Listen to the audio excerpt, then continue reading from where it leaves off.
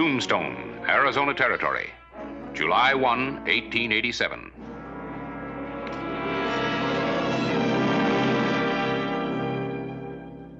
I said half in advance. I meant spending money, not this. Would you prefer I contact someone else, Mr. Reardon? Well?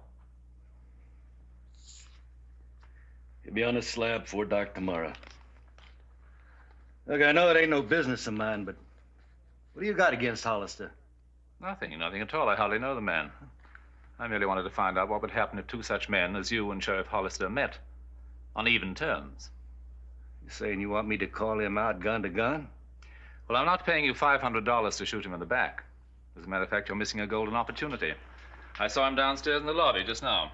You're loco, Plum. Dog loco. Well, that's the way it has to be, face to face. You do want the other half of that bill, don't you? You want that kind of shootout, you do it yourself. Come to think of it, I don't have to shoot nobody for the other half of this bill. Unless it's you. I underestimated you, Mr. Reardon. Of course, I'll pay you.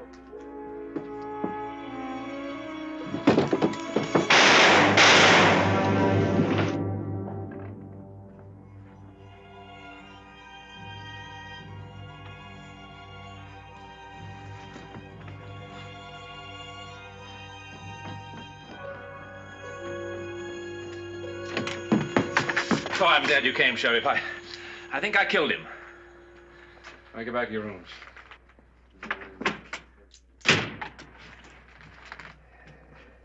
He is dead, isn't he? Yeah, he's dead.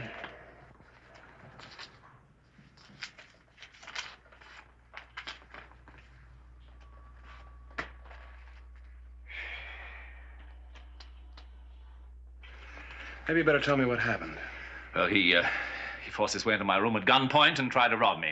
I had to do it. Poor fellow. Well, this poor fellow just happens to be Deke Reardon, a known killer.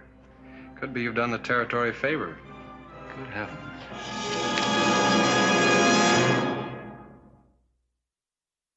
Tombstone Territory.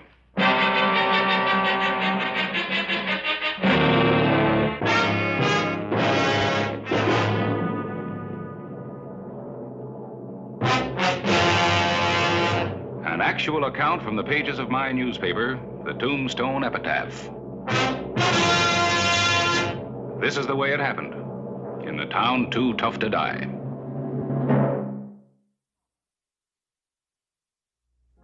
Doesn't look counterfeit. Might as well be. It's not worth a nickel without the missing half. Just a piece of paper. Unless Reardon knew that he was going to get the rest of the bill. Well, it's too late now. Just goes to prove you can't take it with you. Harris, what do you know about Armbruster? One of Europe's foremost journalists, out here to do a series of articles on the American frontier. Well, you know all that. What's bothering you, Clay? Why all the questions? Something just doesn't sit right. Reardon wasn't a thief. He was a hired gun, a professional killer. Are you suggesting he wanted to kill Armbruster? Could be. Well, I've heard some wild-haired things in my day, but this one tops the list. Your own words prove you're wrong. You said that Reardon was a hired gun, right? Right. Well, a hired killer has to be hired. Whoever does the hiring usually has a reason for wanting somebody killed. Now, who would want to have Armbruster killed? Whoever has the other part of this. And the reason? Whoever this mysterious somebody is, he must have some reason. Well, one of my customers.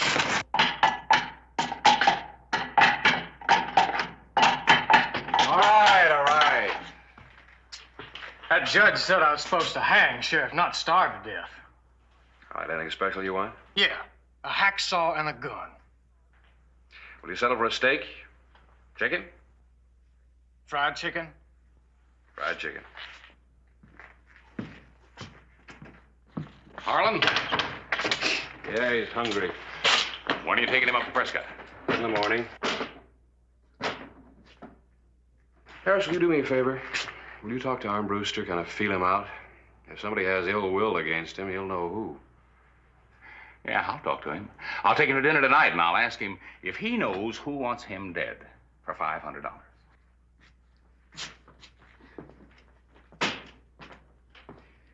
You'll probably hear him laughing all the way here from the hotel. All right, I'll be listening.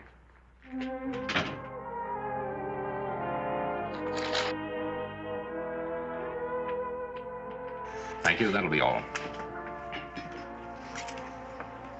You know, come to think of it, there is one possibility. You mean there is someone who might want to have you shot? Well, who, man? Who? Well, he's threatened me repeatedly. I never imagined that... Well, for heaven's sake, Armbruster, who is it? My foreign editor. He's warned me that he'd have me shot on numerous occasions for not honoring deadlines. Well, right now, I don't blame him. I'll report that to Hollister. You're quite friendly with the sheriff, aren't you? Oh, we get along most of the time. You know, I read an article that you did on that Harlan case. You covered it very thoroughly last September, I think. October 3rd to 7th. Do you think you could prevail upon the noble sheriff to let me interview the Harlan boy? Well, I'm afraid you're a little late for that. Sheriff's leaving with him in the morning for the capital. Well, it's still quite early. How about tonight? Well, I don't know. Maybe. Clay's funny about things like that. Boys under a death sentence. Why do you want to see him? Well, I intend to devote a whole series of articles on the sudden and violent deaths brought about by the criminal element in your great American West. Well, let's go. I'll ask him. Thank you, my dear colleague. My pleasure, my dear colleague.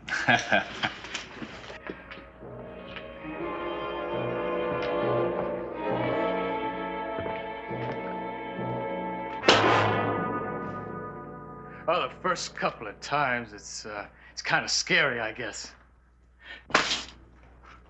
Because you never know whether that other fella might not be a little faster than you are.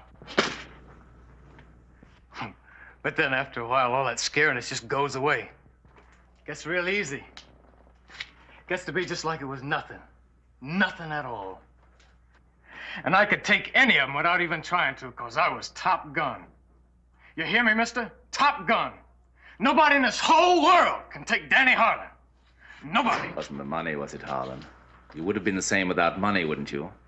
You had to kill so you'd feel bigger and better than men wiser and smarter than yourself. Isn't that the truth? You had to kill. Your miserable little ego demanded it. Isn't that right? You let me alone. Go on, get out of here and let me alone. What's wrong, Harlan? You afraid? Does the thought of the noose frighten you? Shut up, will you?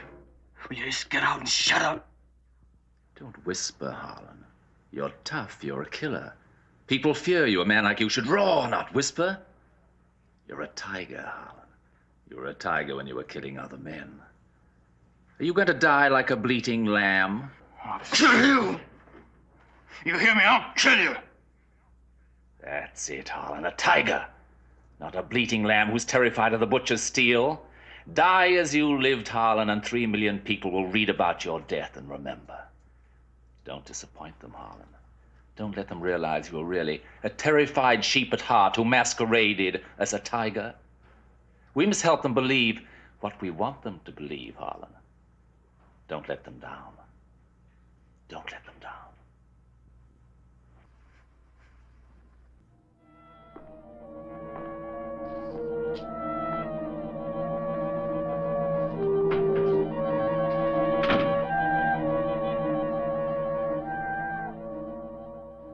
"300 miles of rugged mountain country. May not be Khyber Pass, but we have a healthy respect for it. He's right, Armbruster. I've been through that country. It's no Sunday canter in the park. Well, a little inconvenience is a small price to pay for a good article. It'd be interesting to compare the hangings at your territorial capital with those at our prisons in England. Look, Mr. Armbruster, it's my job to get this man to Prescott, not run guided tours. The answer is still no. I'm sorry. Look, Sheriff. Good night, gentlemen. I'll get my sleep.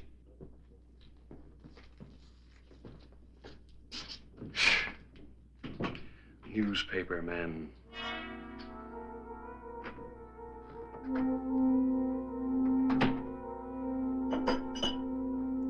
Good evening, Mr. Armbruster. Why, Dr. Froelich, this is a surprise. It's a long way from St. Louis. What brings you here to Tombstone? You, Mr. Armbruster. Well, surely my article on your most excellent sanitarium wasn't that bad. Your description of the mental processes of some of my psychopathic cases was very interesting. Thank you. As a matter of fact, so interesting that I made it a point to acquire and read more of your writings. You flatter me. Flattery is not my intention, Mr. Armbruster. I haven't traveled 1,000 miles for that. You made a gentleman's agreement that you would remain in my care. Since you won't help yourself, I have come to help you. Help me? You're a very sick man, and you're aware of your sickness. It shows like a beacon in your writing. Look here, Dr. Froelich. No layman could have the inside of the criminal mind, such as you described in your article, unless he himself experienced such urges and pressures. I appreciate your concern, Doctor, but I haven't the time to discuss it now. And now, if you'll excuse me, I have things to do. I had hoped you would be cooperative. Come back to my sanitarium and let me help you. It's getting late, Doctor. Do you mind? Then I will have to help you despite of yourself, Mr. Armbruster. And what do you mean by that? I shall be forced to have you brought there. I'm sorry you had to say that. Let go! Let go! What do you think you're doing? I regret the necessity of this, Doctor. But I'd regret being committed to an institution even more.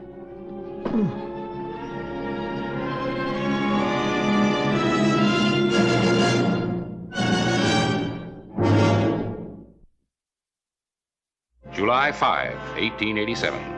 Dan Arlen started on his final journey, 300 miles, to end with a 6-foot drop through the gallows trap. Good morning, gentlemen. I thought I told you I didn't want you along. I meant it. I have no doubt of that, Sheriff, but as you Americans are so fond of declaiming, this is a free country. Well, you're persistent. Old world tenacity, Sheriff. All right. I guess I can't keep you from tagging along, but there's no law says I gotta nursemaid you. You're on your own. Of course. What, he's going with us? Like he says, it's a free country. Hold down the town. Let's go.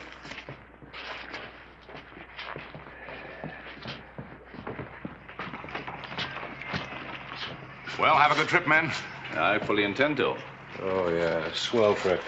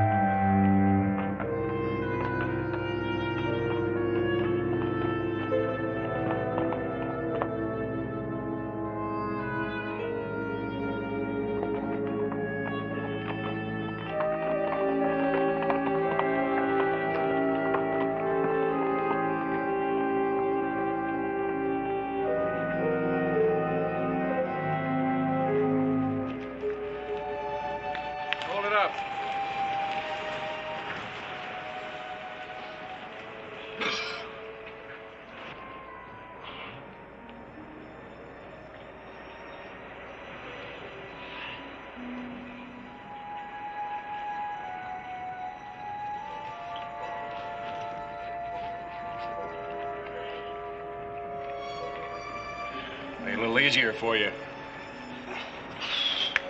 Run in front.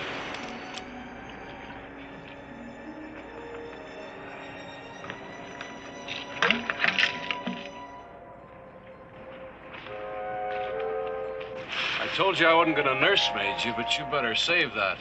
We got a long way to go to the next water hole.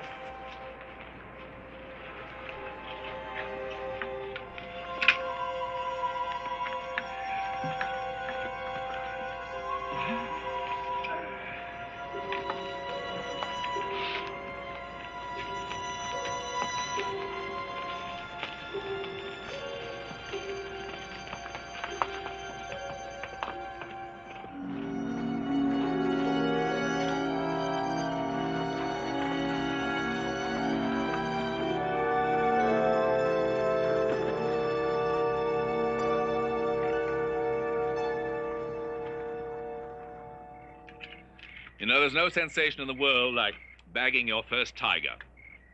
You've never seen a Bengal tiger, have you, Sheriff? Oh, tiger. Well, I've seen lots of mountain lions, but no tigers. Oh, it's no comparison. In my opinion, the Bengal tiger is the king of beasts. Comparing him with an American mountain lion is like comparing a wolf to a lamb. I've always admired these wild creatures that struggle so fiercely for their freedom, preferring death to submission. No Judas goat leads them meekly to the butcher's blade. If they have to die, they die fighting. And I've known more than one that escaped what was thought to be certain death or capture. Yeah, I suppose so. Come on, Harlan, finish it up. It's time to roll in.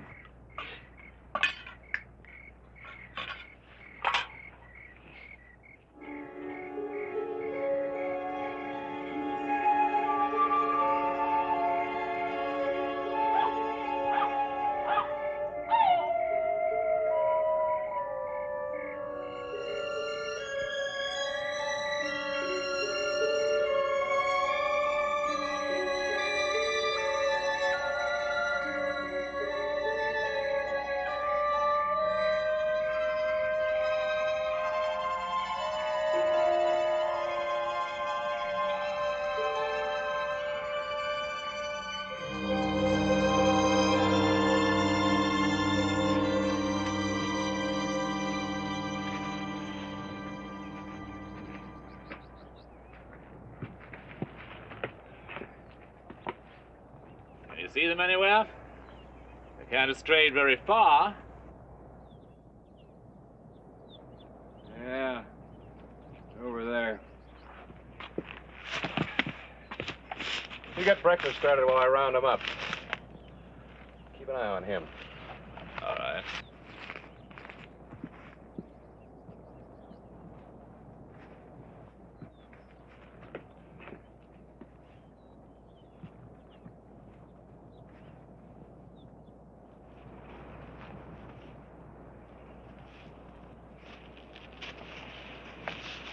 Well, are we a tiger this morning or a little lamb being led to the slaughter?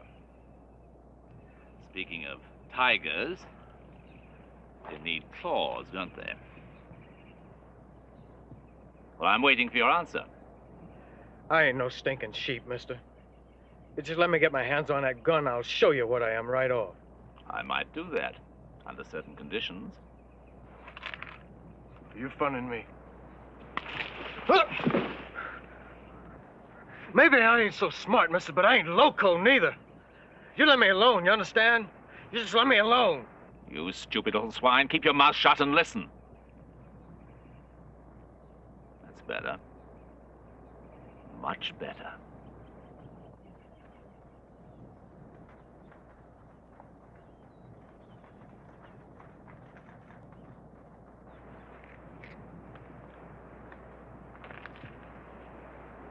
One bullet. Make it count. You'll have money, a horse, and be over the border before the authorities know of your escape. All that money in one little piece of paper. Beat Hollister, and you'll get the rest. If you lose, it won't matter. I ain't gonna lose, because I've been practicing drawing from the belt since I was 10.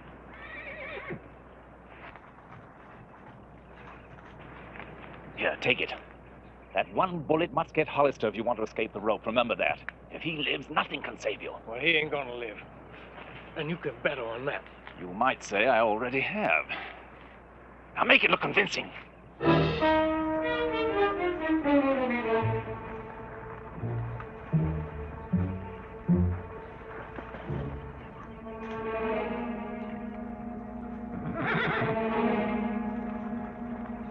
a tiger, Harlan, remember?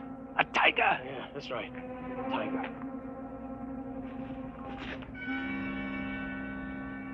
What are you waiting for, Sheriff? Come on in. We got a little talking to do. You haven't got a chance, Harlan. I got the horses and the key to your leg iron. You're playing a losing game. Now let Mr. Armbruster go and pitch the gun. Ha! I got nothing but a noose waiting for me. No matter what happens, I can't be no worse off. I'll make a deal with you. We fight it out, man to man. I'll put my gun in my belt, then you step out and we draw, even. What about it, Sheriff? You got the nerve to try me? All I gotta do is wait, Harlan. Well, what about the newspaper gent? You forgetting him? I got a hanging out already, so it ain't gonna hurt me none if I blow his head off. Make up your mind, Sheriff. All right, turn him loose.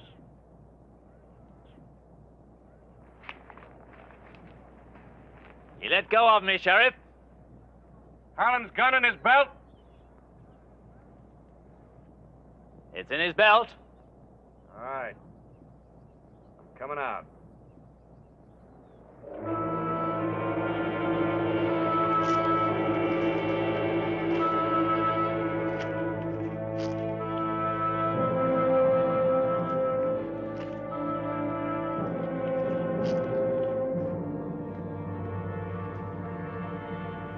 Go ahead. Make your play.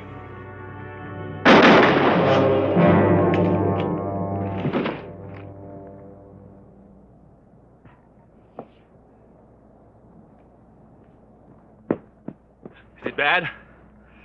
No, it's just bloody. How about him? Dead. What happened, Armbruster? Seems like you gave him his chance to die a little sooner. For the life of me, I couldn't say. One moment I was walking past him, the next he had my throat in a death grip, and my gun in his hand. Let's get that wound dressed.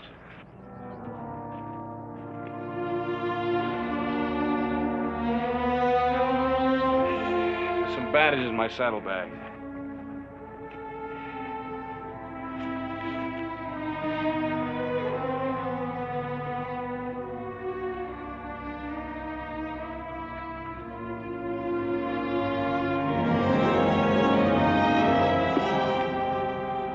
What is it, Sheriff?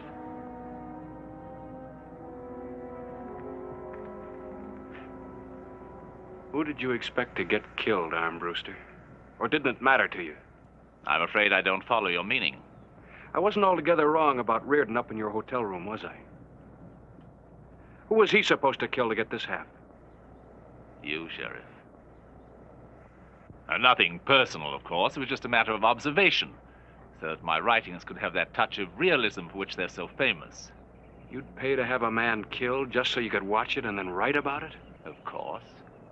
But in doing so, I bring this moment of torment. Vicariously, of course, to 3 million readers, a fitting tribute for any man. Well, it's too bad they won't be able to read your account of your own hanging. I'm sorry, Sheriff, but I have other plans. First, I had to kill Reardon, then Dr. Froelich.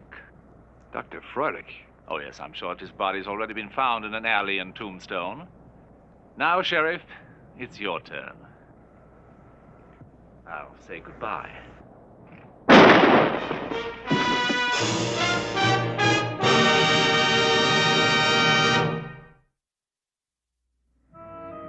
It is mortal, isn't it?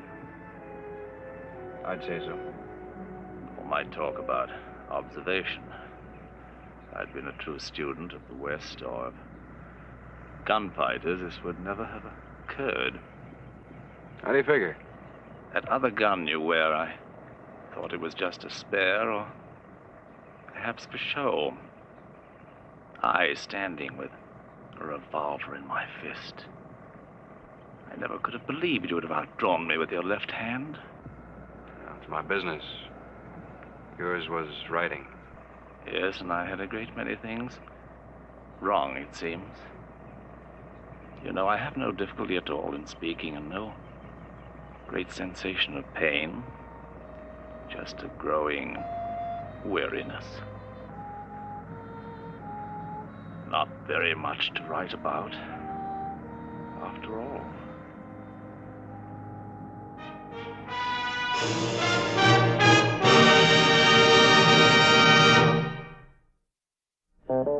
Whistle me up a memory, whistle me back where I wanna be, whistle a tune that'll carry me to Tombstone territory. If your past has run afoul of the law, it's a handy place to be. 'Cause your future's just as good as your draw in Tombstone territory. Whistle me up a memory, whistle me back where I wanna be, to Tombstone territory.